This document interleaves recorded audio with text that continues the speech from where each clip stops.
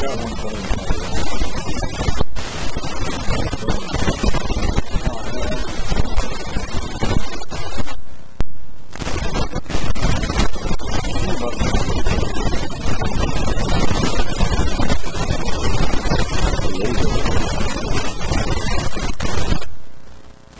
Maybe it's the high def.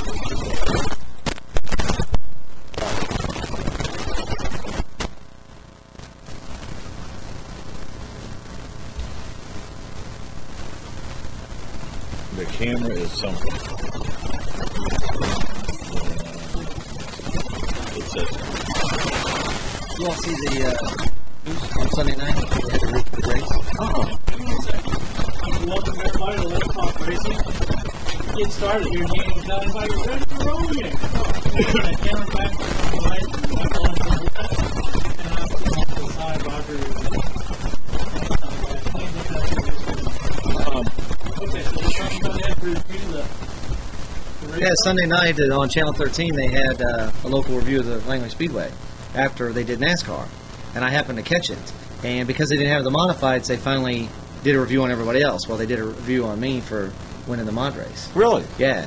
And I went to their site on Monday to see if I couldn't find it, you know, because Mom and Dad missed it, you know, everybody missed it, and it wasn't on there. So I contacted Channel 13, and they actually put it on the sports section of their website.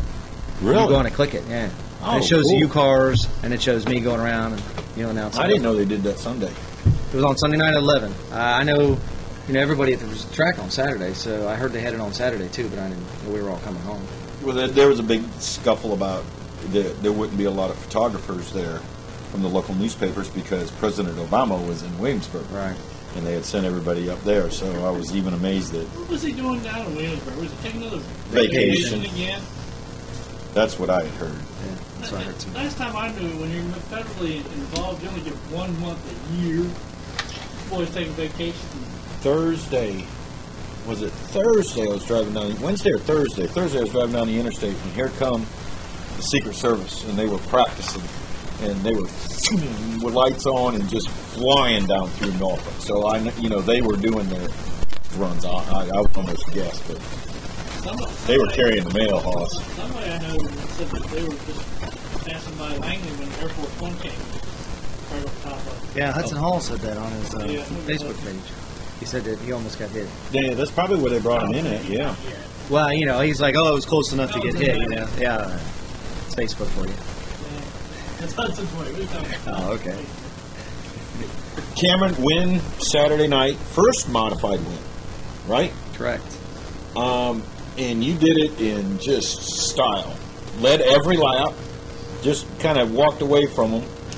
How's it Track feel record. finally? Yes, track track record record. too, yeah, which it got broke just before you, and then it got broke, and then you came out there and just cracked the whip on everybody on that. They stood up at attention when you did that. I did too, sitting in the car. I was cheering and screaming, you know. Used to doing it in the Legends, and to finally do it in the Modified, that was like a big step, you know. This is your third year in the modifieds, Fourth. right? Fourth year? Fourth year. So Let him do a bio so everybody will know about it. yeah, give us a little bit of a bio. I've known you. It's hard for me to do a bio because I've known you forever. That's the problem we get him into. He gets in here, you know somebody, goes straight in and talk to him. Yeah, straight into Now, talking. People out here on the TV and we're listening to us, they don't know you from Adam from Abel. So, give a bio, talk how you got into racing, where you at now, what you plan to get into. Well, I've been doing Legends for, I guess this would be my 12th season doing that. I've done most of them all at Langley. I've done a few years at Southside. I've got Where'd you start racing? right here at Langley doing Legends. I just went straight into Legend. Yep. I used to do RC cars when I was younger, and we grew up doing that with Dad, and we'd do it during the winter and during summer. You know, here locally when we moved here, we'd do it. And one winter, I got my car broke, and we decided we weren't going to do it anymore. And Dad happened to be driving by the old little race cars, and they were having like an open show. And they had cars out front, and we went in and started talking to them. And had a used car out front. And he called me on the phone at work and said, "If I buy it, will you drive it?" And there we go. Let's do it. So 12 years of fun since then. I remember when your dad told me I was working with him on that. So I remember that. I remember it very well. Well, the rest, I guess you could say, is just pretty good. He took the business over 2 years later. So I got my first truck championship. That's when I forgot the business. Got two at Southside, two at Shenandoah. So also got a track record at Shenandoah for the Legends. And he's got the fastest lap ever recorded at Southside. And he used to have a track record for Langley.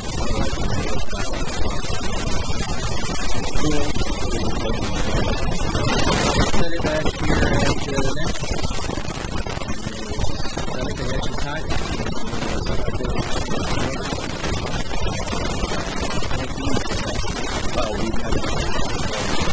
And we're going to get into the Nationals, but I want to talk about that race. I know what your deal is. I like to say I'm turning 37 this year.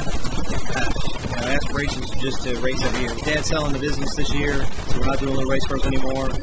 We're going to be, every race, every bit of money you get back in every week is going to pay for the next week. And we're really, we don't have any sponsors with the car. We never really have. We race cars now. We don't have it. We don't have any. There's none on the car now. So, hey, if somebody wanted to let me drive their car, it'd be great. Otherwise, when he decides he don't want to race no more, then I guess we'll find something else to do. NASCAR's not knocking down the door, that's for sure. Yeah. But you and your dad have done this, it's like you said, for 12 years, and you did the RC car stuff and all that. And your dad, he's an old racer. He grew up around racing. He's from the Midwest, and you followed in them footsteps. How's that father-son relationship been? Oh, that part's great. Dad did the dirt back in Dodge City, Kansas, which we actually went to Nationals out in Dodge City, and they had knocked the track down and put the paved track up down there. But as a kid growing up, he always had a picture on the wall of him and his brother sitting next to their modified from back in the day. And, as a kid growing up, you're like, man, that was cool. Dad's a racer. And he would tell stories about flipping the car and clutch blowing up and hurting his foot and stuff like that. And you always, one day. And so we got into RC car racing, and, that was fun as a kid getting to tinker with the cars and play. And then when he said, hey, let's go big car racing, that was great. I've always made a point that when I get a victory lane photo, he's got to be in the photo too, because to me it's like a color version of his old picture. Right. And his number, it was a black car and it had 20 on it. It was a white 20, and when I saw that, he said, what number do you want to be? I said, no doubt, it's going to be a 20. So I was real glad that his dad lived long enough to actually see some of our victory lane photos with the two of us standing there. So anytime we got a trophy or a picture at home and it's got the two of us in it, it kind of hits the heart. Because if I couldn't do it with him, I don't know if I'd really want to do it. Right. Because getting out of the car and seeing him standing there, all excited, because he works on the cars real hard and stuff. That's what makes it worth it. The trophy and the stickers are one thing, but. Well, you're now talking family tradition, yeah. Right. You're going to be a legacy. That would be nice, to have people remember you at Langley. You've won a few track championships, and hey, to get one in the modified would be great. But it's fun to walk around in the pits or meet people that, hey, I saw you race and stuff like that. That's nice. Being a military brat, or we didn't live anywhere longer than 3 years until we moved here. It's been a definite change where people recognize you when you're at places. So we've been here 14 years now. So you got a message. Oh no, Mason logged in and then he logged back out, so the computer just tells me this stuff. I haven't figured out how to turn the volume down on this one yet. Bottom right corner is a little volume.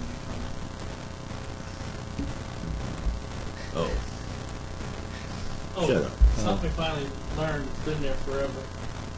Wasn't important before. Yeah. Now it is. Okay, now we're done. These computer challenges. Oh yeah, definitely computer challenges. I'll say you've been doing this how long, you said, and now you're just now figuring that out? This is the first time I've had to play with this computer, though. The other one I'm pretty decent at. This was my first time here. Doing the Legends. You're going to do the Legends this year, too, right? You're still going to run the Legends. Raspberry Coupe. Got that. And it's always been pretty much that color, hasn't it? Well, the first one was, it was a pink and silver, and everybody called it raspberry. And, of course, the one we've got now originally started out as orange and purple, but the orange is faded, and it's closer to yellow and purple now. So we had the coupe, of course, the Nationals that got destroyed, and we have a new coupe sitting at the house. It's just a chassis and a box of brand new parts because there wasn't any left of the old one. So we may put it together later on in the season. We'll get time. That coupe, and if anybody, it's on YouTube. I've seen it on YouTube, and it's one of the most.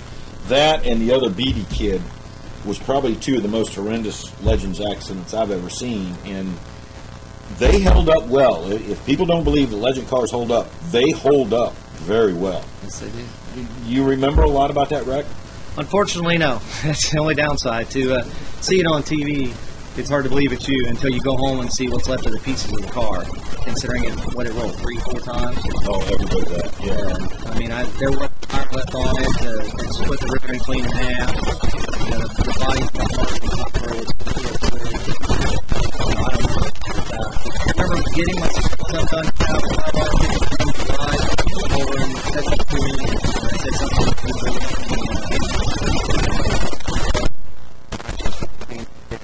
or driving home. Just about all else I remember. So from driving home, you probably remember a little bit of that, but that's about it. A little, yeah. I know I drove home by myself, talking on the phone, and all Mom worrying about whether or not I was going to make it. But at that point, I know Dad, he claimed that my memory was like a minute or too long because all I asked about was the car. Every time it would reset, my first question was, where's the car? How's the car? That kind of stuff. And he's like, well, it's over to, on the other side. It's been up. It'll be all right. You're okay. All right. And what's happened to the car? Where's the car? I got tired of that part. You got scrambled. Yeah. But there wasn't any marks on my helmet. My head restraint did fine. I had a little headache the next day, but I didn't have any major bruising or soreness or anything, even considering, everything flapping around in the car flipping that many times. I do vaguely remember that that I hit, and I remember everything scrambled around. When I stopped, I was like, I wonder if it's okay. Can I continue? Because as a racer, you never want to quit. You're like, can I pull the new tire off? Maybe I should keep going. I don't care about fenders at this point. And you had a decent run going. You were top 5, top 7, I think. I think 6 or 7. If I remember correctly, you were up there. I started third. I ran third most of the race, and then cars started bumping around, people getting rough, and kind of shuffled out. I got spun out, sent to the back, and was coming back through. And, they only had under 15 cars that you could finish on the left.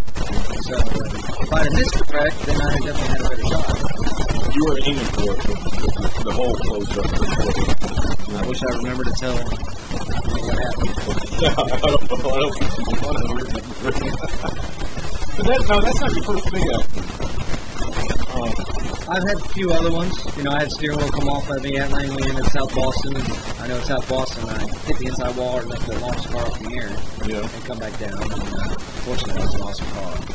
But that's the first time I've ever been on my lid. I hit the wall and rode up it and come back down, stuff like that. I flipped Chris Lemons when the steering wheel came off.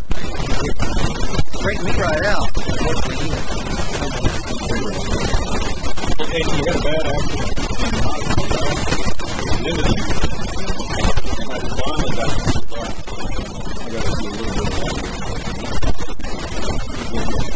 See, I know the damage to the car, and I'm feeling it, getting hit. But of course, you don't remember every aspect of it. I decided so much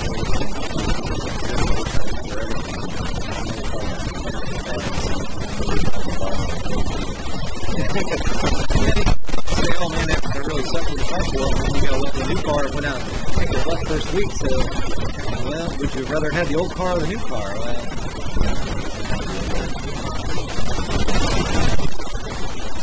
And when we put it on the pole before the race started, I went and talked to Chris Jones, and I told him, I said, man, you won so many races here, you and Beluzzo, past champions, you guys battled out, you never had a car that finished. I wanted to let him know that I did everything I could to stay off and going into one.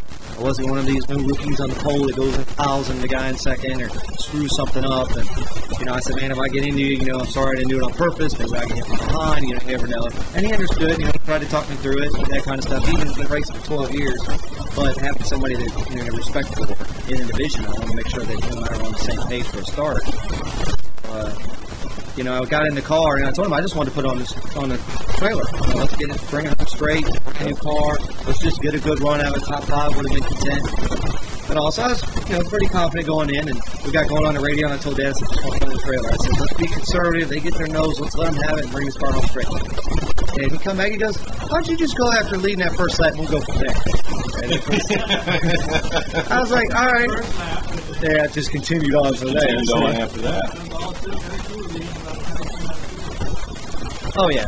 Yeah, I had a Chris was still hung on the outside for, I think, about 3/4 of that lap. But when you took that first lap, yeah, you were there. In the lead. Yeah. And then I think on the second lap is when Sean and Chris kind of battled it a little bit. But they couldn't have caught you. by the lap times, you would say no. You know, that's what I was worried about when I went to the caution. You know, we're going 20 laps. Oh man, if we stay green, you know, I had a straightaway lead by then. I figured, well, let's just keep it going because the car's smooth, and they'd have to push the car to catch me, even if the car didn't tighten up. And then I figured, even if they caught me, maybe I'd only lose 1 or 2 spots and get a decent finish out of it. And then the caution hit, and you're like, here come the wolves coming at you, you know. And You were able to pull one? yes, Dad was like, just get a good start, keep it on the bottom, and you know maybe they'll get to battle in the back, and you'll get a little bit of lead and be able to pull out. You know, not You guys got the cone rule, right? correct. Yes, Who pulled to the outside of you? Johnson did.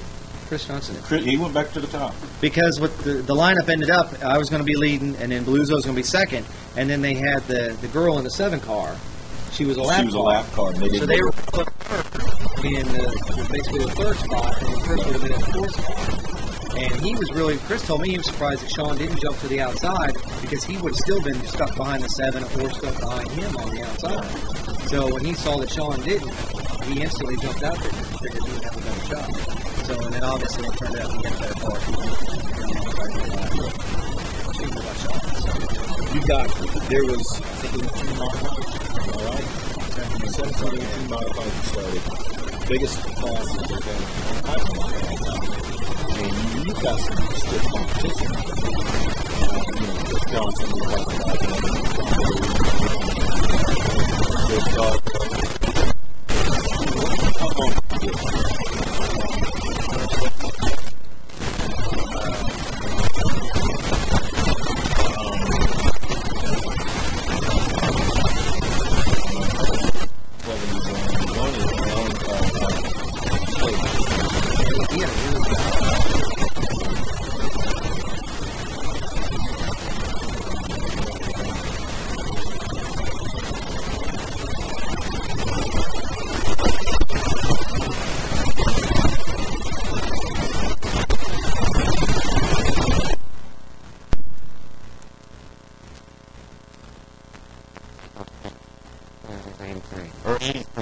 long did you get? He qualified 4th. He was looking like he was having a strong run. He hadn't even been in the car until Saturday. Yeah.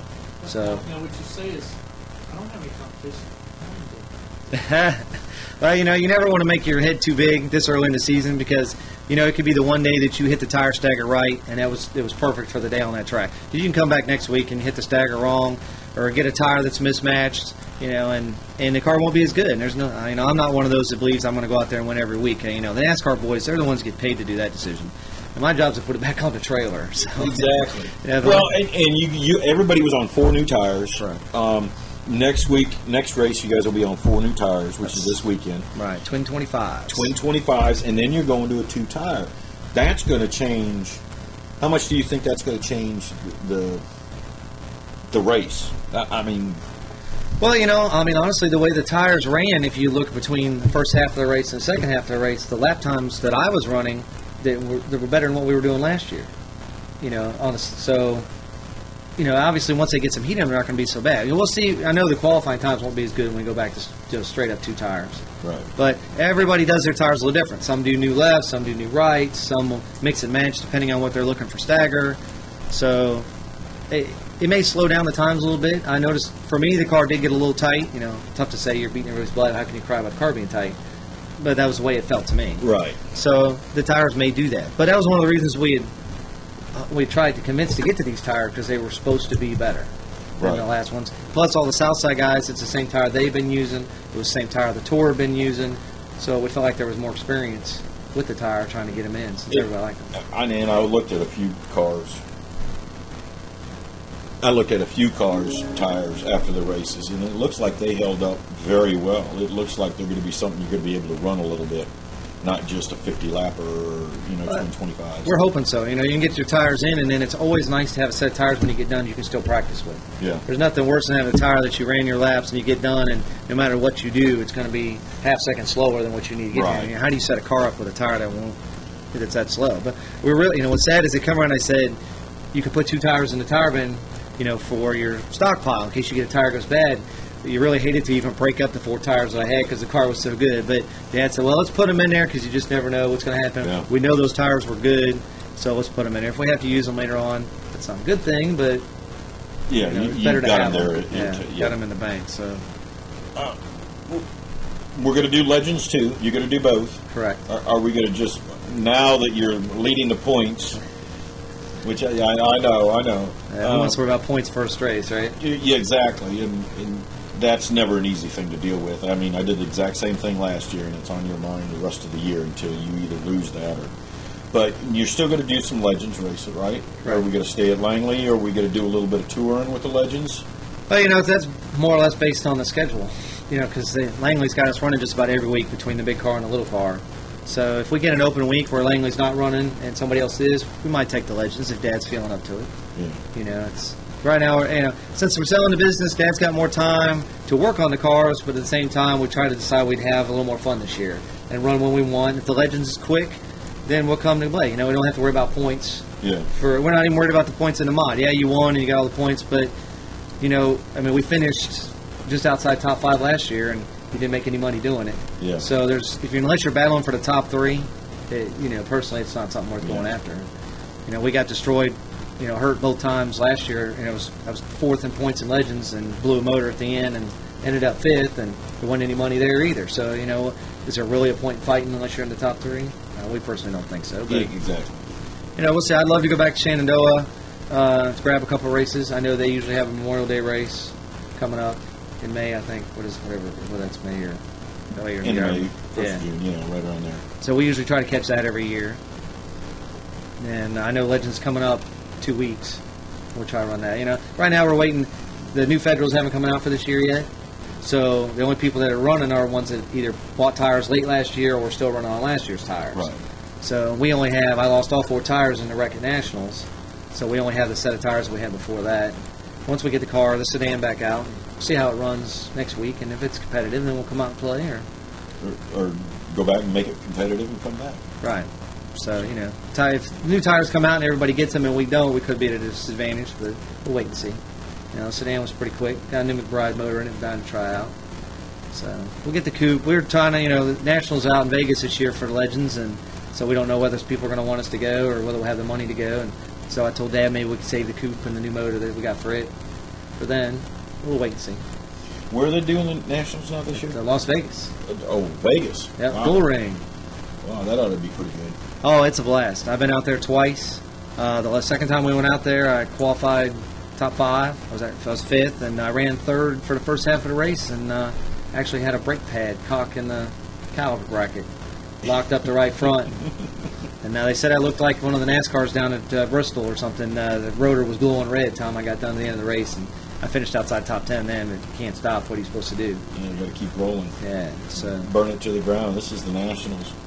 that's what I tried to do, but when you step on the brake and there's nothing there, what do you do? So it's disappointing, but knowing that you were running with the top, right behind the top 2 guys, and one of them was here at Nationals this year, who qualified actually right in front of me on the pole, I think. So it was good to be there. It's fun to run with those guys and knowing that you're against the nation's best. Yeah. And here you are coming all the way across the nation to run too. So who doesn't want to go to Vegas? Exactly. Yeah, but and that was the nice thing about Legends, and I've always liked that they run in so many different places. I mean, I've run South Side, I've run South Boston. I didn't think I would like it, but I loved Old Dominion. All right. And I was amazed at that track. And you've been there. You've been to Old Dominion too, right? Correct. What did you think of that place? It's so rough. I mean, the track surface is just so rough. And when you're running Langley, and it's smooth all the time. South Side smooth, South Boston smooth, Shenandoah smooth, and you go there and it about knocks your feelings out going down the straightaway. I don't get excited about going back. I haven't been back in years. They play rough there. The track's rough. So it's a long ways to go to get yourself beat up. It was the thing that it reminded me so much of dirt.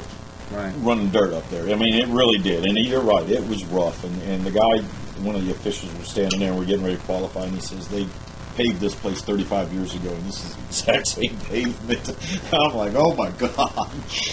But it was a fun place to run. It was just different. It wasn't smooth. Right. Like you said, South Boston. I love a lot of the characteristics about South Boston, and Langley's actually got a lot of different characteristics. So I kind of liked Old Dominion. Shenandoah was fun too. Yes. And you did very well at Shenandoah every time you went out. I've won, I think, 6 or 8 races there. Set a track record.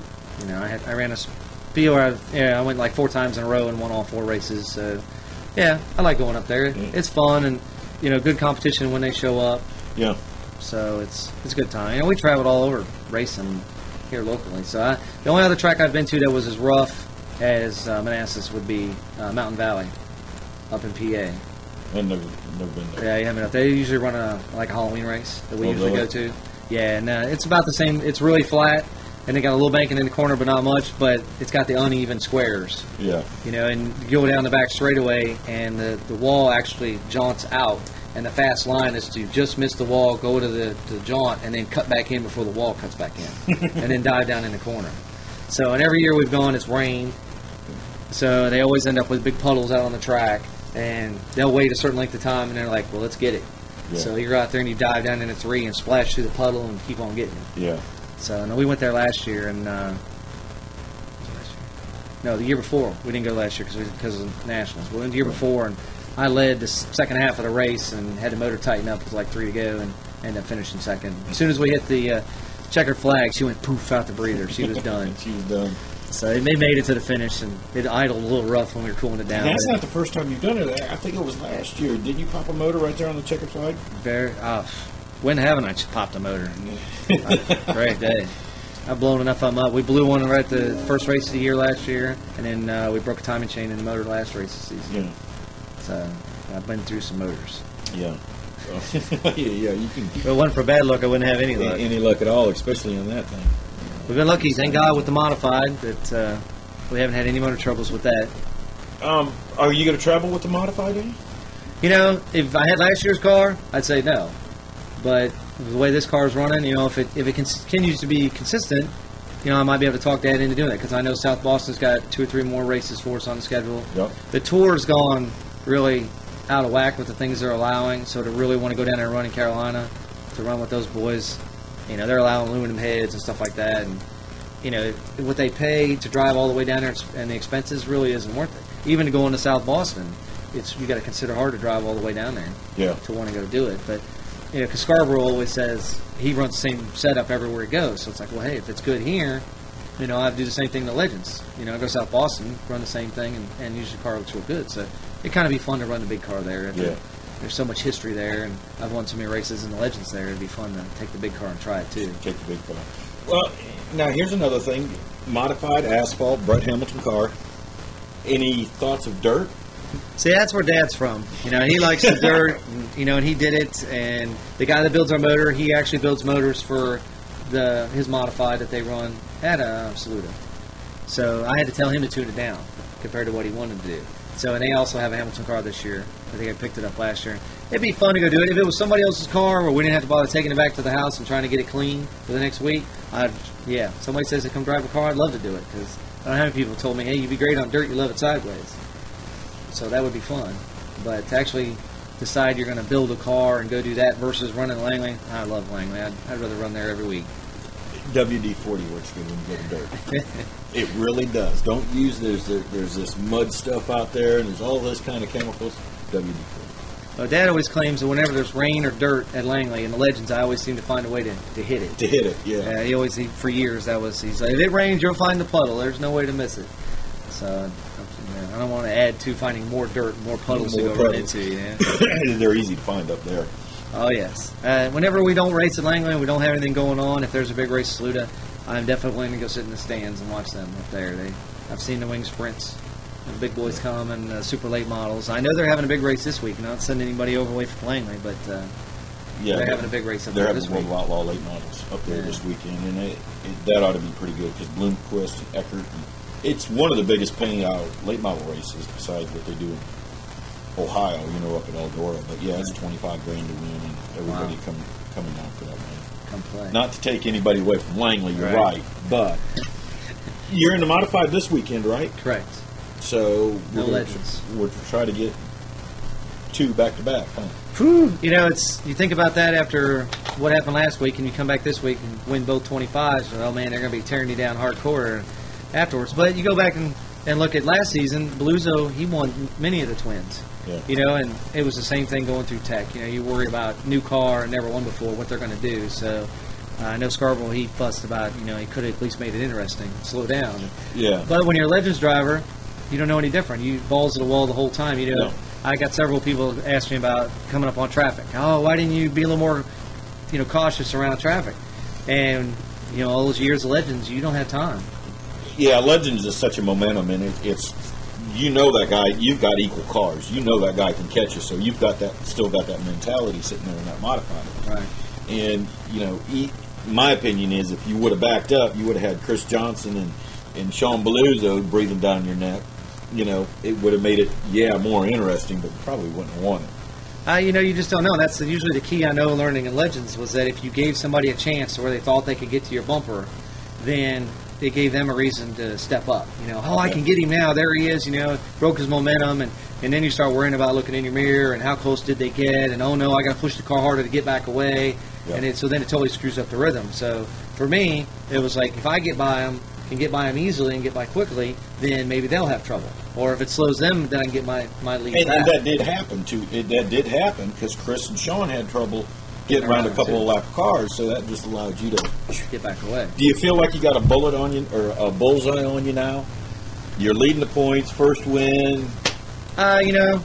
Some would say, beginner's luck kind of thing with the new car. And, after setting a track record, everybody's going to feel like, all right, well, what's he going to do this week? Can he back it up? It would be the next question. So, it would be great if I'm able to.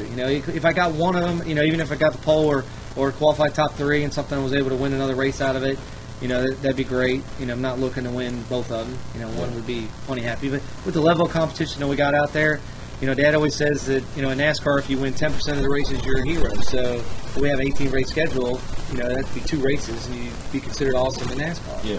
So I've already got my one. Now you need to go get the other one. Yeah. Yeah, well, you always worry about, too, you get a race car and everything's hooked up. Which week is it somebody's going to bend it? Right. You get involved in something else happening, and now you've bent it, and now you're going back to try to chase what the car's doing. Who's your toughest competition this year, do you feel? Well, definitely between Chris and Sean, and then I know Stinson, he claimed he was going to come back in a few weeks and play with us. So you get between those 3, and of course Scarborough, if he gets his new car hooked up, he's always competitive, and he'll be there every week. So there's 4 or 5 guys. I know the guy that drove the 69 car last year. Rusty Wood. Yeah, Rusty Wood. He's there. I know they're going to come back out. They got rid of the 69 car, but they're going to bring the 9 car back out. So, of course, he's strong. And with even Kyle Wood, when he gets his car hooked up, he can be strong. And Scott Lawrence, he's got a brand new stock car products car. It looks like it's going to be strong. And you get Southside guys when they start getting used to the track. Hunter Slayton's run a lot of places, and he's got some money behind him. Mike Rudy, we bought our original car from him, and he's coming down and going to be playing every week too. And you get these guys with way more experience than I ever have. They definitely got a shot. Yeah. So anybody can put tires the right day and they can be going. So it's just kind of going to be a who's best that week. Yeah, I think so. You're always going to have your top guys. It seemed like every week last year we had the same 3 or 4 cars that were up front, and the rest of us were holding on. I know Babs, he left with a rear end problem, and his car was unbelievable fast last year.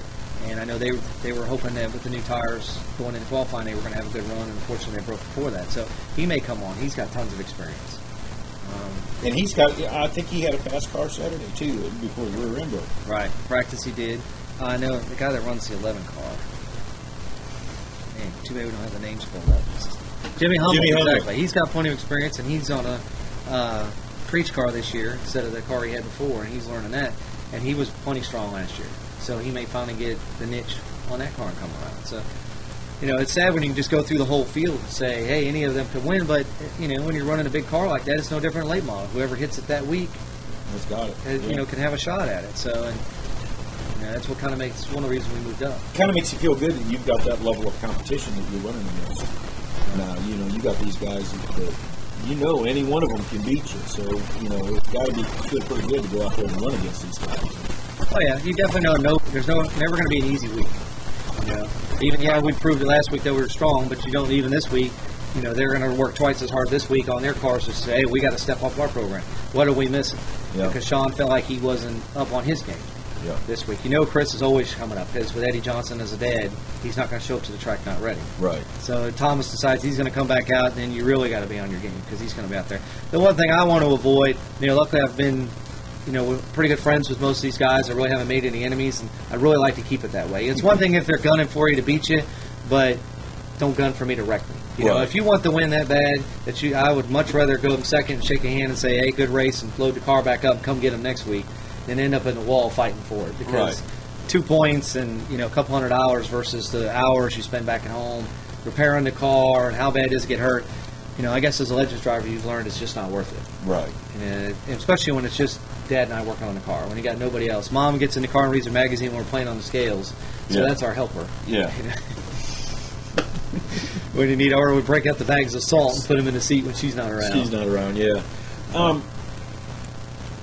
Hey, Doc. Are we waiting for Brian to call in? Yeah. All right. We're sitting here killing time now. Yeah, we're doing a pretty good job. We can talk race cars all day long. Oh, yeah, we we can really talk about race cars. The difference between Legends and the Modifieds, and you touched on it, that you get the mentality like you're driving a Legend, but you're not. You're in that Modified. Tell me the difference between the Legends and the Modifieds. Well, obviously, they're bigger and they're heavier, which is probably what makes a bigger difference in anything. Yes, you may have a slick, but at the same time, you have twice the weight. So I can't drive the car in near as hard, even though your head and your gut are saying, what the heck are you doing? You're not supposed to let up to the end of the inside wall. You're not supposed to let up till you turn the wheel. And so that took me a little while to get used to that. And, I'm not hitting the brake near as hard as you do in the Legends because I'm not driving it in as deep. You got to be smoother. Everything's about being even smoother than when you're in Legends, because if you jerk it, that big car moves around. Right. So, and I know the other car, it wasn't near as stable as this one, so I had to learn, a whole lot easier. With this car, it's like a big Legends. It really is. It's just pick your spot, turn it. When it's happy, give it some throttle, and it goes. So, you got a steering quickener on it? Correct. Yeah, all Hamilton cars, because of having a Ford front end, have to have a steering quickener. I got in Thomas's last year, Uh-huh. and I had forgot they had quickeners in it. And it was a 2-to-1 quickener, and I went to warm the tires up. And I about looped that sucker around the first time I turned that wheel up, because I was thinking that Pro 6, and that sucker, it just, and I'm like, oops, wait, I can't do this. Has that been something that you've had to get used to, that steering quickener? Honestly, no, because it still turns slower than the Legends. And the steering wheel's 2 inches bigger, because it's a 15-inch steering wheel versus 13-inch steering wheel. And I actually felt like the steering wasn't quick enough, because having to turn it almost 90 degrees or more to make the car turn. Where in the Legends, if you turn it 45 degrees, you've done a lot. Yeah. So I actually had taken, when we first got the car, and put my Legends steering wheel in because it was so much smaller, to try and see if I couldn't quicken the steering. But it actually got to where I was hurting my arms trying to turn the car with it, and it didn't help the performance any. So I more or less just learned you got to turn the car further. So, but Legends car, you're constantly back and forth to make the car turn. Well, this one, it's happier if you turn in smooth and you hold it on. Now, if you're going back and forth, then you're chasing the car. You're chasing the car real bad. So, that part doesn't bother me. It's been a while since you've been in the Legends, so you forget. Yeah. Well, no, I remember doing that. I really do. And it was quite interesting driving a Legends car. But they were fun. Yes. I've always said, and a lot of people have asked me, well, why'd you get out of it? Well, expenses ran me out of it. But safety-wise, they're probably one of the safest cars out there, I would say, because we both have seen some hard hits. Yes. The Nationals proved it. You proved it. And the other boy we were just talking about that took that horrendous hit. That was probably one of the scariest wrecks I've seen in many years. Yeah. And it held up. Yes, they build them very strong. The tubing, that's one of the reasons they keep us down on speed, why they don't let us have slicks, because they don't want the chassis to be able to handle any more than they already are. And, of course, they're real big. Nowadays, these parents are getting these kids in. They're real big on head restraints, full containment seats, everything they need to keep their kids safe they're willing to do. And, of course, the Legends owners, when they build the car, they know that they're going to keep their kids safe, too. Yeah. So, it helps when you got all the bars that are compact and right there close to you, too. And, of course, all the wheels and tires are light, and they're designed to brake. So when they hit something, they fly off and absorb energy before it gets to the chassis. That helps a lot, too. As to where modified, when you hit, you've hit. And you took a little bit of a hit with Tyler, not Tyler, 77, Hunter. Hunter Slate, man. Hunter last year, and that was a heck of a hit. Yeah, it hit hard. It did. It bounced you pretty good. But, I'm done in the Legends, kind of used to it. You get that point, you're more disheartened because the car is broke. Yeah. More than anything. And So I've also been put in the air with the modified. First season out racing with the Tour and AJ Winstead. That's right. I forgot about that. You did do a Joey Chitwood that night. Yep. Went up over his left front tire with both right sides and dragged the rear bumper against the pavement. Actually have it on camera. Taking the 2 to go. Yeah. Going for the lead. So we still wonder if the car wasn't perfect after that, the way it came down and hit with the chassis. We always wondered if it was twisted. So we never got the car back since then. Yeah. So that would have really been wild. That was only my 3rd time in the car to grab that win. You know, 2020 hindsight, you go back and say, man, you should have just finished second. You know, and that was really honestly my plan, was because Scarborough had gotten spun out so many times, and obviously he was the class of the field that night. And, you know, you're just like, Dad's like, oh, you know, you're catching in a little bit, you know, just get a good run. And all of a sudden, you know, you were there, and Dad was like, well, hey, just stay behind him, and if he opens the door, grab it. And a Legends driver, you know, you've been doing this 10 years, you're like, if it's a spot, I'm not going to wait, I'm going to go. And he opened the door, and I put the spot in there, and, you know, to this day, I still say I didn't do the wrong thing. I did the right thing. You got to go for it. You're not out there to finish second, unless it doesn't happen. But the outcome, of course, didn't prove out, so wish it just... He closed the door pretty quick on it. Yeah, and we just got to rub it. I forgot about that. I remember that. Why don't you just wait and do the inspection for Man, we're having fun. Leave us alone. You told us we could waste time. We're going to waste time. I'll go through this in a minute. Now you lost my train of thought. Because See? the next guest is on at 4. And that will be Mike Zizzo Texas. from Texas Motor Speedway. Now, that would be a Vice fun president. place to run. They got a short track there, too. Like an actual short track or just the one for the Legends? The one for the Legends. Oh, that's... They got a dirt track, too. I want to run the big track. If you're going to go, let's play on the big track. Now, they used to run modifieds at Richmond. Now, I think... That would be fun. You know, ask Brett Hamilton. The next time you talk to Brett, ask him about it. Because he won like 2 in a row up there. They put restrictor plates on them. Well, I wouldn't doubt it, that track being that big. Well, they had, you know, they took the mods to Worksquirrel last year. Yeah. And I was like, man, that's got to be some big-time speed running down there with the banking and all. Yeah, exactly. So you get some of those big tracks. It'd be fun, but, you know, our cars really aren't built. I mean, being on a Crown Vic chassis to start with, and even with all Brett does to, you know, make it to where you're not personally going to get hurt if something happens. You know, you get going to speeds that you can on those kind of tracks, that would seriously get dangerous. Mike Waltman. And ask him about it. He watered one up at Richmond so bad they couldn't get it in the trailer. The front end was this way, and the rear end was this way, and the center section safe. He watered it up pretty good. And you'll have to ask him about that one time.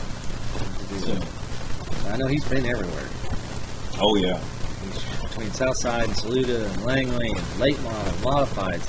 He's pretty well done it all. Legends, modifieds. Yeah, he's pretty much run it all. So we're gonna run as much as we can this year. It just depends on money, as usual. Oh yeah. And I think everybody's that way this year. Any set plans for the future? Any bigger plans? You wouldn't have thought so until you won one. Then you're like, hey, you know, because now it's like, hey, I believe I can drive a big car. You always wondered, you know, the late models, they're really that hard to drive, and everybody always said, oh, they're like Cadillacs, you just get in. And they said that about the mods too, and I didn't believe that with the old car. This car, I'm like, oh yeah, these things ain't that bad. You know, I can do this kind of thing. And, you know, hey, if somebody wanted, you know, to have me drive some other car, will we ever say, hey, let's go late model? You know, there's only 2 of us. You can't show up there with a 2-man crew, Right. and especially with no sponsor. So you'll never keep up with the Edwards and the Fox and people like that doing that. You're just being also ran. Right. And that was one of the reasons we picked the mod, was we knew it was still something. The rules were pretty limber on what you could and can't do, and the 2 of us could actually work on the car. So, but, you know, past that, you know, at 30, going on 37, you know, what kind of aspirations can you really have? Yeah. So, you know, when you're doing it out of your own pocket, you got a real sponsor who came in and said, hey, let's go do things. It'd be a little different. But when you don't, you enjoy being at home. You know, it's kind of nice staying local. You work during the week, play with the car a little bit, and tear it up, and then you go back out and play again on Saturday. You've been going up to your dad. I know your dad lives in Richmond. You've been going up during the week and take the miles as much as you can. Pretty much have to. You know, him having this club good. Yeah. You can only do so much, and you know, the car didn't. Well, we've had the car since January, and then it took us. We didn't finally fire it up till like 2 weeks before. You know, we come out to race, kind of thing. I've got pictures of it, and it doesn't even have the body on it because we still didn't have the shifter yet. And you're putting a new car together, it doesn't seem like a single bolt matches back up the way it should. And your dad's had it's a broke foot, if I remember correctly. He had some surgery, and he actually had to break the bone to fix what he was. Yeah. So I seen him limping on Saturday. I felt really bad for him. I really did. But, you know, if anybody knows your dad, he's like, I'm okay, and put him off, he does. Now, that's one thing with the two of us. People come and want to help, and you don't even know what to ask them to do. Yeah. Because you're so used to doing it yourself, unless it's something really simple, you don't know what to tell them. Exactly. So you don't know who else to trust either. Okay, that's good. Maybe we should have, if this is who I think it is. Now this ain't right. This is for Texas. Or Talladega. I need the one for Texas, Doc. But we'll go through it first. April 15th, ARCA.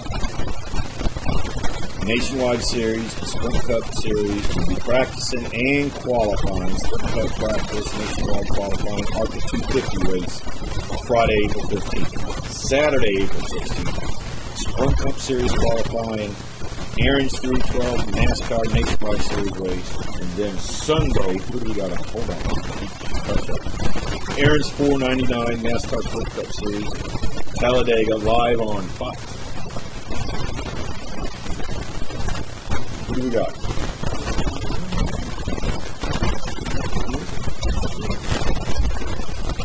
You there? Yes, I am. How are you? Good, Mike. How you doing? Mike Zizzo, Texas Zizzo, right? You got it. Texas Motor Speedway, PR. Give us a little pitch here about you. Formerly worked at CART way back when, and then moved over to NASCAR, and then came to Texas Motor Speedway in 2005, and their vice president of public relations. Do what? That's me in a nutshell. That's you in a nutshell. Short and sweet. What do we got coming on? We got a big race coming up at Texas. No, we had one, but we've got another one coming up during the Chase, correct?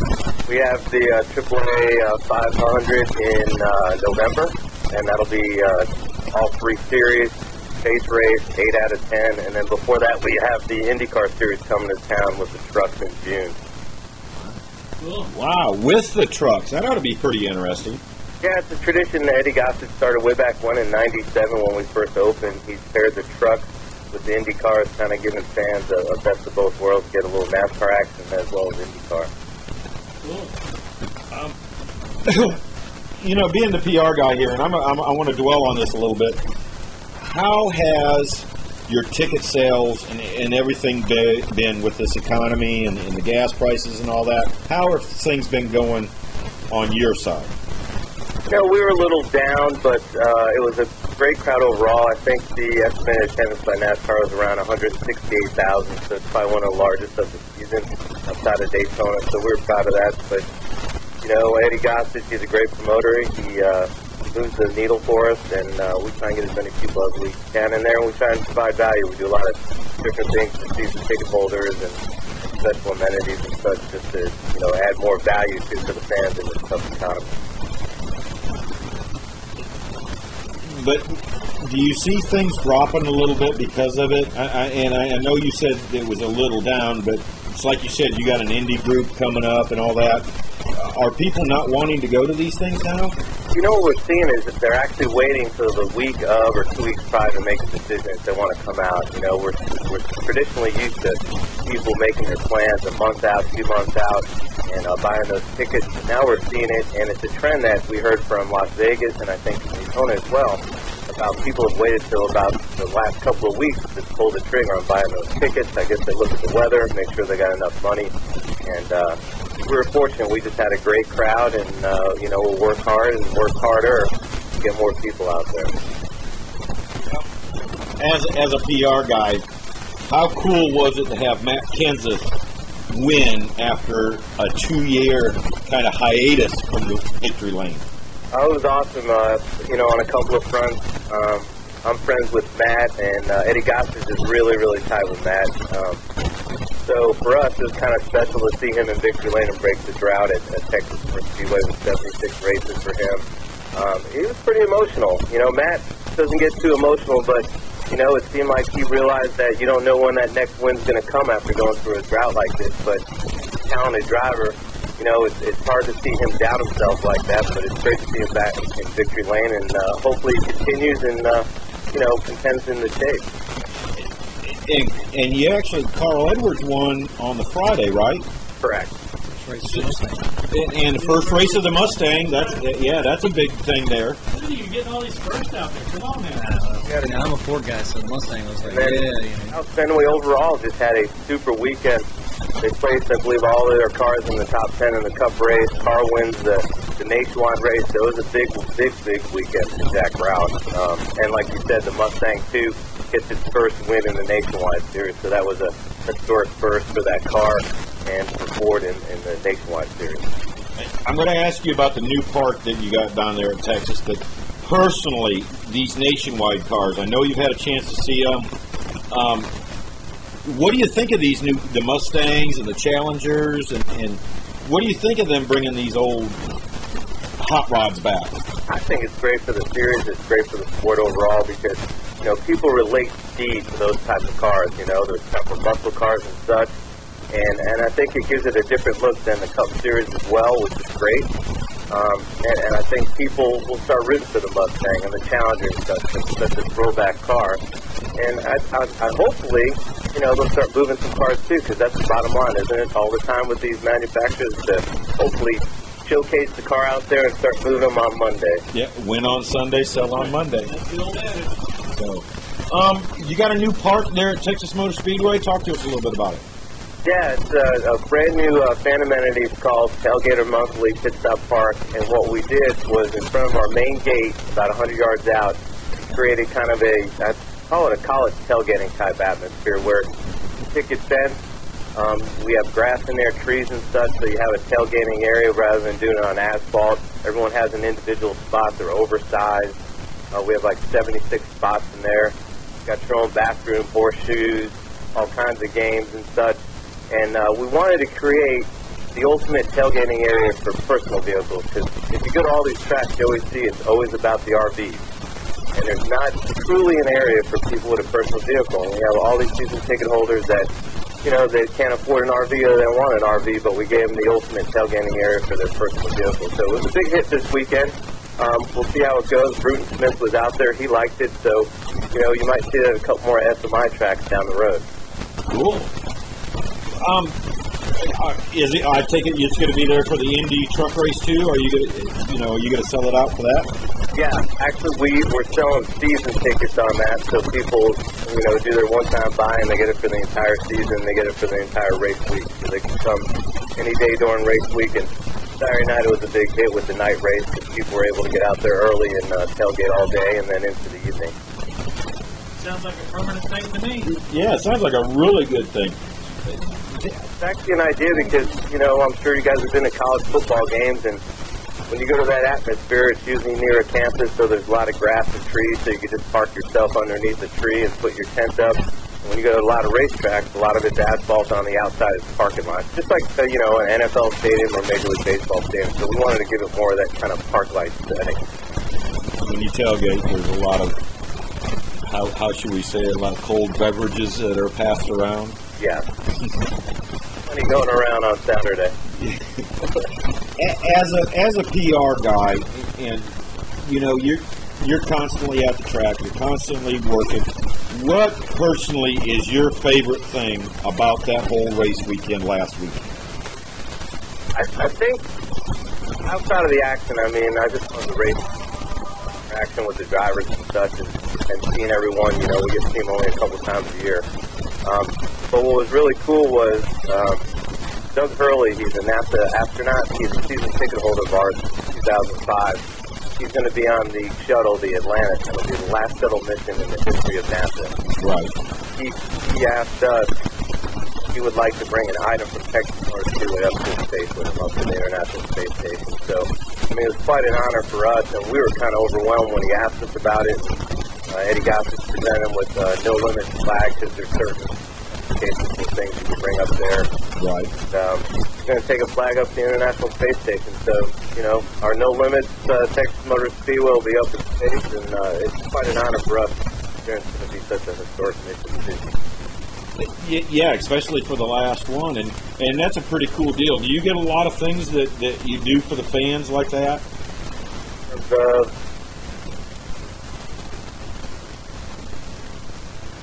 Hello? Yes. Do you do a lot of special things for fans? I mean, I know you probably get 80 million requests like that, but is there a lot of things that as a PR guy you got to say, yeah, we got to do this? Yeah, we've had some interesting ones. I mean, you know, you hear the traditional ones about weddings and ashes over the track and such. But what was cool was a couple of years ago when they had the flood up in, I believe it was North Dakota. The first one of the guys up there, he was a ticket buyer, and he was the 50th state to buy a ticket from us. So, you know, Eddie was excited about that. Well, lo and behold, we find out that he was going to be coming to the race, and he got caught in the whole deal with the floods and such, and he was a big Jimmy Johnson fan. So someone like him, you know, we did kind of surprise him. They come on down, upgraded his seats, but then we also got him some signed stuff from Jimmy Johnson. We did a meet and greet and all that. So when there's opportunities to do things for fans, it's really, really cool, and to see the appreciation. We get so used to being around it that sometimes, you know, you got to take a step back and see how special it would be for a fan. If it's something, you know, as little as, you know, helping them meet a driver, or, you know, anything from just, you know, telling them where their seats are. You know, people are very appreciative. So, you know, whenever we can, that's the big thing Eddie pushes with us, is make sure, you know, we take care of our fans and make sure they come back. Exactly. Sell me Texas Motor Speedway. That's the best way I can put it. Tell the people that are listening to us right now, tell us what sell me Texas Motor Speedway. I'd say the beauty of it is probably one of the best motorsports facilities in the United States. We have great racing, and, you know, you can see Indy cars, NASCAR, whatever you like. And the way you're treated there is just spectacular. You know, that's what Eddie pushes with us. And, you know, we love for people to come to Texas for the first time, especially people who live in other states and have been to their home track for years, and they want to experience another track. So we always welcome them to come out to Texas Motor Speedway. You got fast racing, and it's a great weekend. You got to remember, you're in the number 4 market in the United States. You got Dallas, Fort Worth, so there is plenty to do, especially in downtown Fort Worth and Sundance Square and such. So you can make quite a weekend out of it between racing and the area. Okay, Mike. I've got somebody else on the other line, and I'm hoping that he heard what I had just said. And I'm going to ask Brian. I just asked Mike Zizzo from Texas Motor Speedway to sell me Texas. And while I got you on the phone, Brian, sell me Talladega. Talladega SuperSpeedway, right here. It's second to none, Ziz. How you doing, buddy? Brian, how are you? I'm great. Brian Crichton, you're the PR for Talladega, right? Yep, sure am. Mike, I hope you don't mind if we can we keep you both on here for a little bit? Sure. I know, Brian. It's great to hear. And they do have a tremendous track there. I've been there many a time, and the racing's awesome, and quite a race weekend in the infield as well. And Ziz, we love Texas Motor Speedway opening up for Talladega here. You guys always create a lot of excitement down there. Huge crowd. Congratulations to you. Great racing, and you whipped them up into a frenzy and getting ready to come here to Talladega. So we appreciate it. Our pleasure. We're just hoping we could have got another fight on the backstretch for you to really get things going. Yeah, I know. You said you guys were building that steel cage match, and we never saw it. We were, telling everybody, watch for the steel cage match. It's coming back. We couldn't get cooperation from those two specific drivers. Yeah. And we won't mention no names, right? Names. They get a little softer, huh? I still think the old adage, they can put these big, huge gloves on them, put a small ring up there, and just let them wail away until they're tired. We're all for it. We were expecting that from Eddie. Oh, really? Yeah, we figured for sure Eddie was going to have something up his sleeve with that one. Well, you know what? And I'm going to ask Mike, and Talladega's had its share, and this is something good. As a PR guy, Mike, what happened last year, that probably helped more ticket sales than anything else, wouldn't you say? Oh, it's pure gold, and I mean, the exposure you get, I mean, it's unfortunate it's a on-track incident outside of the cars, but, you know, when you're leading Sports Center with the two Jeffs fighting, and we're using it in ads, and people are all excited because they want to see it happen again. Oh, definitely. I mean, it's definitely gold for us. It's unfortunate for the drivers, though. I know we didn't promote it as much as we traditionally like because both drivers, honestly, were embarrassed by the incident. And if you talk about sportsmen, those two guys are truly sportsmen. They always have been for years, ever since they came in the series. So it was so unlike them. So it was kind of tough to kind of take advantage of the situation. But as a PR guy, you almost have to because it's out there and. Oh, definitely. I mean, it showed up a lot of places. Don't worry about that. So, you know, we try and take advantage of it as much as we can, but you got to be cognizant of the drivers too. I mean, we got to deal with them all the time. Brian, as Brian knows, we're friends with a lot of drivers. You know, friendships, you don't want to have them deteriorate because of, you know, one incident and try and really take advantage of it and get them upset with you because you got to work with them year to year. Yeah, kind of a fine line there, I would think. Mm-hmm. Yeah. Brian, you've had some incidents at Talladega that have helped put you all on the map. You want to bring out a couple? Here at Talladega? We're clean racing here at Talladega. When did they change the track? I think it's a big one here. Now, wait a second. Do I remember the first race didn't actually, was it Talladega? What was that? Wasn't it Talladega where they just about didn't run the first race? I don't know. That goes way back before my time. You'd have to go back to the historians on that one. But we got it in, and you know, there's a great winner there with Richard Brickhouse, and we haven't turned around and looked back since. So great history here at Talladega. We're actually celebrating our 43rd year. You know, opened up in 1969, and we've opened up the infield today to our Dega Club members, which are our season ticket holders, and they're in here. And we've got a huge party for them. It's beautiful weather right now. It's going to be beautiful weather for the weekend, so we're looking forward to a great racing weekend here at Talladega. Yeah, I couldn't make Talladega this weekend if I wanted to, but I would love to go down there, and I've always heard good things, and the hospitality down there is always great. And Texas, too. I've always heard good things about Texas and their hospitality. Top two on the circuit, right, Ziz? That's right. That's right. The airport right next to the Super Speedway here, so just you know, jump on your private jet and just come on in. Well, now wait a second. Doesn't Talladega actually have a airport on the inside? Yeah, well, actually, we are built on an old airport, and so you know, Bill Frank Sr. Purchased this land, and part of it was he was going to build an airport right next to it. So if you look at the aerials of Talladega SuperSpeedway, our famous boulevards, which are Talladega Boulevard and East Boga Boulevard, which is the epicenter of all the party inside of Talladega SuperSpeedway, those are actual old runways. Yep. Yeah. I don't know if a lot of people know that or not, but there's a runway on the inside. If I remember correctly, Bill France kept them up so they could fly supplies in and out during the Vietnam conflict, right? Yeah, exactly. Absolutely. So we operate the airport right next door to us as well. Talladega. We don't call it really an international airport, but Talladega Airport right next to us. We operate there too. So as I said, jump in your private jet and come on out. Wow, cool. Yeah, I wish I had a private jet. The closest I get would be a Cessna. What good deals do you got coming up here at Talladega this weekend? We've got a 2-day $49 ticket in our Allison grandstands, which is our grandstands on the super stretch coming out of turn 2. Lots of action always coming out of turn 2 there. So it's just a great feed, a great experience back there. And we're also offering kids 12 and under free anywhere in the Allison grandstand. So it's a great family area back there. We've got kids zones, other activities that are going on. We also have free camping here at Talladega SuperSpeedway.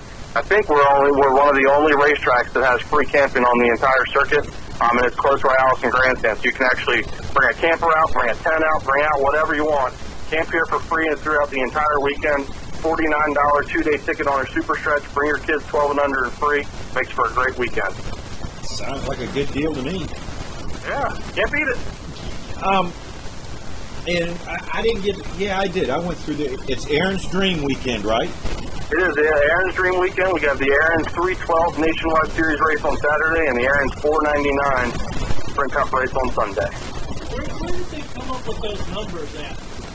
312 and 499. Marketing, they've got 4 of their products for $99 at Aaron's, and then the same thing with the 312. You didn't know that? No. These marketing guys. I knew that.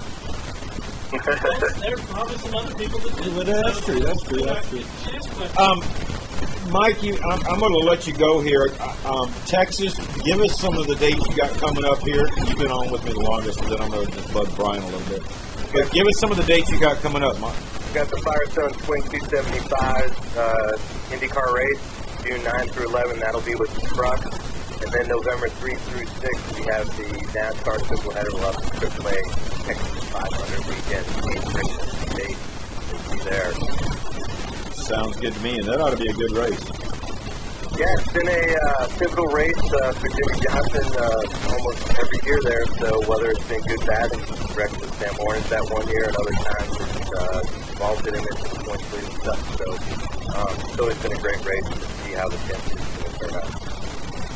Well, and we're going to wish you the best of luck here and say goodnight. Let's get you on just before that first race, or the second race, I should say.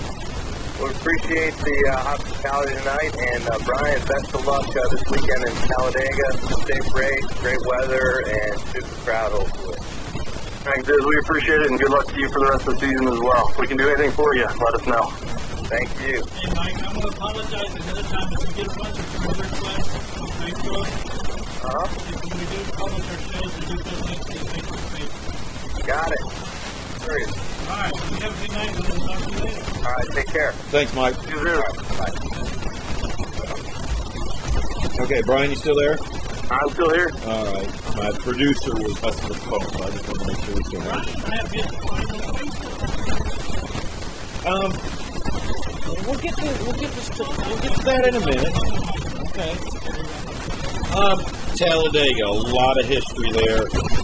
How difficult is it as a PR guy to get that word out there that it's new and it's exciting and it's something you need to come see? Yeah, it sells itself. Talladega is just such a great track with just such great history, great racing, great atmosphere. You know, I think that as I've been around, the NASCAR circuit here, I was up at Chicagoland Speedway. I was down at Daytona for 5 years. I've obviously traveled everywhere else, and Talladega provides the weekend experience like no other racetrack does.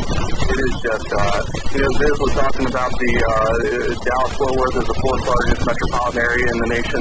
We become the 4th largest city in the state of Alabama with all of the people that travel in and make Talladega SuperSpeedway their home. We have over 30,000 campers that will show up. And those are actual RVs, not people, but 30,000 RVs that will show up here and camp throughout the entire weekend. It's a huge NASCAR reunion. Friends, family, they just come from all over the United States back into Talladega year after year. It's an annual pilgrimage, and they always bring new friends with them. So my job's pretty easy. If I could just get a fight or two like this happening, we'd just rock and roll. So, in other words, it kind of sells itself, is what you're saying on Talladega, and there's a lot. I know there's a lot of history there. Man, now I forgot what I was going to say. I get wound up. Let's talk about the restrictor plates a little bit. And what has your feedback been? I know it's kind of controversial down there, and it might not be. How do you kind of feel about having the restrictor plates down there? Yeah, we enjoy the restrictor plates here. We think it sets us apart from everybody else. Obviously other than Daytona International Speedway, and what a race they had in February. It was a little bit different racing there, but I think that with the lead changes that they had, the competition that they had, it was a great event. We're expecting the same thing here at Talladega. We think it's going to be a little bit more pack racing, but we are going to have the 2-car breakaways. But we're just, we think the competition here is going to be, fantastic. We had 88 lead changes last year for our spring event. 29 different drivers led at one point across the finish line. So it was the most competitive race in all of NASCAR in the modern history. So we're excited and we're looking forward to the competition this weekend. We think it's just going to be a great show for the fans. Do you have anything else going on besides NASCAR going on at the track? Tell us a little bit about what your summer's going to be. Yeah, do we ever? We're actually, this weekend is just jam-packed with. We actually open up on Friday with the ARCA Series, the 3 Amigos 250, which is always a great race here at Talladega. Of course, Saturday. On Friday, we've got 2 autograph sessions. We got an autograph session with all the ARCA drivers. We also have an autograph session with our nationwide series drivers that are here this weekend. So just a great day to be out at the racetrack. Saturday, we're going to have the Aaron's 312 Cup qualifying that day as well. And we're going to end up the day after the race is over. We have our Coach family of drivers walk on the track. So all ticketed fans on Saturday night are welcome to come out on Talladega SuperSpeedway. We're going to start at the start-finish line. We're going to walk around through turns 1 and 2. You'll be able to see the 33-degree banking, 70 feet. It is just massive when you're standing at the bottom of it. It's an experience that people just don't understand until they get to the bottom of that steep banking, how steep it is. And later on that night, Gretchen Wilson is going to do a free concert inside of our inn. He's going to keep the party going, so to speak, and just rock it out on Saturday night. Free concert for all of our fans. They're welcome to come into the infield for the concert. And then, of course, on Sunday, the big Aaron's 499 NASCAR sprint race. After that, we, Talladega SuperSpeedway, our 2 big events a year, our 2 NASCAR events, the one in April, and then we've got one in October, the 22nd and 20th. Other than that, we're pretty quiet around here. We do some fan appreciation things, some laps around the track. We have a wild game cook-off, which kind of fits right here in Alabama. So we do a lot of things for the local fans here in the local community, but no other real spectator events other than our 2 large NASCAR events a year. When are we going to see lights at Talladega? Be a long time before you see lights at Talladega. When this facility was built, we just don't have the infrastructure from Alabama Power out here to the facility to run the lights. Obviously, a 2.66-mile track is going to take a lot of power, a lot of light poles, and a lot of lights out here. And you have to also keep in mind, it's not only lighting the actual racetrack, but you have to light parking lots, you have to light all of the roads coming in and out. So it is a huge undertaking, and with our location here, it's just not something that that we're looking at anytime in the near future. We know a short track that had that similar problem, and they knew how to take care of it. That's another story. Was that Pocono? No, actually, BMS, North Florida. Oh, they couldn't. Huge solar field up there that they're doing. So we've looked into that as well. Obviously with an aging facility that we have, there's lots of different things that we need to do, to make the fan experience better. Lights are still, it's on the list, but it's, I got to be honest with you, it's pretty far down the list just because the amount of money that it's going to cost, the amount of capital improvement that's going to cost. There's other things we just really need to do the facility first before we light this sucker. He didn't bring in solar fields. He brought in 2 generators to light them up. Virginia Power couldn't bring power to it. Yeah. How big was that track? Half mile. Yeah. Yeah, that's one corner for you. I can about imagine. And I was just curious, you see a lot of tracks doing it and trying the Saturday night deals, and I was just curious whether Talladega was going to try it. Yeah, I mean, it's something we've talked about, and it's something we've talked about with Alabama. Just the infrastructure that's going to take is just, not on the 5-year plan, so to speak. Yeah, exactly. Yeah, maybe 10 years from now, but not right now. Maybe, yeah. Yeah. Okay. Go Yeah. You know what? As a PR guy here, and that's another good question. I haven't asked anybody. You guys are all NASCAR's now running this ethanol fuel. As a PR guy, has that helped you any? Because you guys are going green. Yeah, I think there's some good storylines there. It's all the different groups that are coming out to the track, including the corn farmers and the other groups that are coming out. It's been a great story, and the media's talking about it. We're doing some different things out here during the event weekend. So yeah, it's been good for us. It's always good for a change. It kind of freshens things up a little bit and gives you some different story angles to go after, and some different talking points. Yeah. Doc, got anything else? Brian has just been wide open, and Mike was great too. So I enjoyed the fact that, you know, they didn't know that they were both going to be hopping in. Oh, they both knew each other. That was I great. knew that, but, you know, I mean, Brian had no clue. that Or Mike had no. Yeah, Mike had no clue that Brian was going to be right there. Brian, we're going to let you go here because we're pushing a little over time here, but give us a plug. Give Talladega its good plug, and let's get you out of here. Yeah, if you have not been to a race at Talladega SuperSpeedway, you've got to experience it. One of our taglines here at Talladega is, this is more than a race. This is Talladega, because it's all about the experience. It's about the four-wide racing. It's about the big car packs. It's about the big one. We know the big one's going to happen sometime on Saturday. We know it's going to happen sometime on Sunday. When's it going to happen? But you got to be here. You got to be here in person to experience Talladega. You got to be in here in the infield. There's nothing like walking down Talladega Boulevard on Saturday night. We got drivers that come out, NASCAR officials that come out. I mean, it is a Mardi Gras meets spring break on the NASCAR floor. To get your tickets, just call 877-GO-TO-DEGA or visit our website at TalladegaSuperSpeedway.com. Cool. Well, Brian, you have fun and be safe down there this weekend, and we'll be watching you Sunday.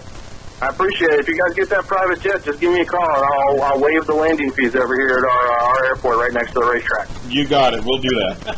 Guys, thanks a lot. Thanks. Bye-bye. Bye. See you.